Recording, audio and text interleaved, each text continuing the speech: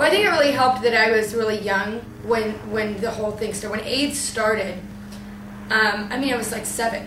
And, you know, as a 7-year-old, you see something like this on the news. And I remember very vividly when the word grid was, it was like above Tom Brokaw, and they were talking about this horrible disease that was affecting homosexuals. And I knew what homosexual was because my mom was she was not homosexual, but she had a lot of gay friends. And I was raised in a very liberal household. And so, you know, from a young age, I knew what gay was, and I knew what, I even knew what drag queen was at a very young age, you know. So all of a sudden I saw that, like, the media in this really odd, twisted way was, like, taking this disease that was making people very sick and turning it into something that was just all about blame and stigma. And it was like, you know, and at the time Reagan was in office, so we had all these, you know, right-wing evangelicals saying this is punishment, you know, and it was so easy for people to make that connection. And it killed me. Like, you would hear people at school talking about it, and you would hear people in the churches talking about it. It was so odd. So I think when you're raised with that, and that's how I kind of, I don't know, I think when a young child sees stuff like that, for me, I got really pissed. And so I wanted to go down with my grandma and do volunteer work, and I wanted to learn more about, you know, the gay culture. And I always had I was always really involved in theater and all stuff. So I was always surrounded by a very gay culture.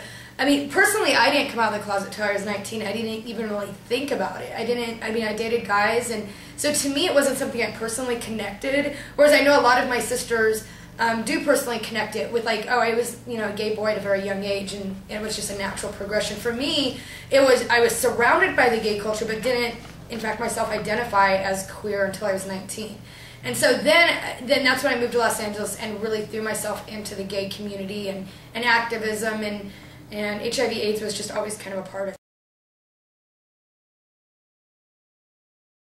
When Tracy walked in my office, and like I said, we had been really good friends for years, and he tells me this radical idea about, I'm going to start a mission here. And I was like, girl, you are always trying to stir shit. Like, can't you just be an outreach worker? Like, seriously? And I never thought I'd see Tracy, like, in a dress. I'm like, you really think you can pull this drag nun stuff off? And she's like, girl, I think, you know, we have a good core group of friends that can really do this. And he did. He tapped a lot of people on the shoulder and said, hey, let's... And there were a couple of people who said no, but then most people, like, just stepped up to it. Like, just, you know, they just ran with it. And so then, I think a couple weeks later, he came back into my office, and he was dressed up. And I was like, oh, dear God, you really went through with this? Like, you got the white face, and you got the jewels, and and I saw him, and I was like, oh, gosh, you are committed. Like, and I of course, I just had so much more respect for him at that point. And it was then when I was actually leaving my position as an outreach worker to go back to college, and he said, girl, don't you feel like you're going to miss this? Aren't you going to? And I was like, yeah, I'm going to miss, you know, throwing condoms out at clubs and doing street outreach and all that. And he was like, well, you know, you can keep doing it. And I'm like, really? I'm like, well, how do you think I can keep doing it? And he's like, well, become a sister.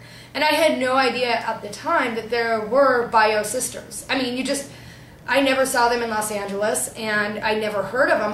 My thought was that all sisters were gay men, you know, and I just thought it was a very select, like, fraternity of men, you know. In fact, the sisters that I knew were very hairy, big gay men. Those are the ones I knew from LA. So Tracy didn't even fit into that box, really. So, and at the time, he was choosing his name, and he was selecting his friends, and they had started the process of starting the mission here in Las Vegas. And so I was like, oh, I don't know. I really don't know. That's crazy, you know. And Christina and I were just starting to date. We had met maybe a couple months earlier, and she was on the outreach team as well. So we met as outreach workers. And we were out one night, and I was like, babe, what do you think, like, if I became one of the sisters? And she was like, well, can you really do that? Like, you're a chick. And I was like, no, I talked to Tracy, and he says it's possible, and there's other bio sisters. And she was like, I mean, this could have been a make it or break it thing on you know, first couple of dates of like, hey, by the way, I'm thinking about becoming a drag nun. This could have been a shocker and definitely put the brakes on the relationship. But she was all for it. Not only was she all for it and supportive of me, but she was thinking, you know, this might be kind of a cool thing for me too.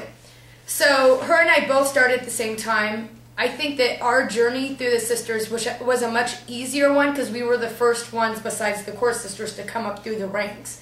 So I think it was a lot easier for us. I think it's it's not the process as it is now. And not to say that's better or worse.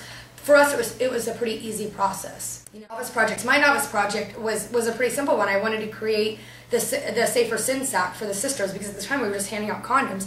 And I said, well, we should make like a little packet. We should put information on it, and we should totally steal the ideas from the other sisters of what they did with all of their the stuff they have on the internet about how to play safe. I was like, we should totally use that stuff, but we should make it, you know, Vegas style. And so that's what I did with my novice project. And by the time we got there, we were pretty much almost FPMs within a year. So I think it was a relatively easy process. And a lot of the people who were in the order at that time, the core founding sisters, were good friends of mine. I had known all the guys for a couple of years, so it was really kind of cool. I think it also helped that I went through it with my partner. So anytime I did feel frustrated, like, I'm going to give this up, this is crazy, she was like, no, you know, we're doing this together. So I think that helped out a lot. So. Oh, like, no doubt, the hardest part was the attire, because I joined the sisters in my late 20s. By then I had about 10 years of being kind of a soft butch lesbian. I did not have one dress in my closet, not one pair of high heels. I didn't even really wear makeup. So the whole process for me, it was kind of like doing drag. For me, and not that I'm like that masculine or butch in my real life, in my alter ego's life is not like extremely butch, but I'm a jeans and t-shirt kind of gal. You know, I didn't even know how to walk in high heels, because the last time I wore them, it was prom. You know, and so for me, like, going to like the stores and like getting all this like, you know, hooker attire, it just wasn't in my comfort level at all. And I remember going to the store, and the first year that I was able to wear, you know, some of the stuff when I was a fully professed sister, I'm like, I'm going to try to rock some stilettos. Like, I can do this. This is for a good cause. Like, if the dudes can do this in the order, if the guys who are biologically male can wear these 6-inch stilettos, certainly a lesbian can. And the first time I did them was at the National Coming Out Day Festival, maybe 4 years ago. And I fell at least a half a dozen times just on my face. And I got home and I never felt such pain in my life. It was a horrible experience, and I talked to one of the other sisters. I'm like, I can't do this. I just can't do it. I don't know what I'm going to do, if I'm going to wear flip-flops or what I'm going to do. And he was like, well, why don't you try the platform shoes? You know, they give you height, but you don't, you know, it's not awkward. So once I found those, I was fine. But that whole process of, and wearing skirts and, you know, corsets and bustiers, it's just not at all something I would do. So that was really the hardest part for me, was getting it. Now I find that I can do the whole girly, like, you know, slut attire, but still be comfortable. So once I figure out what I can wear, I'm all right. So.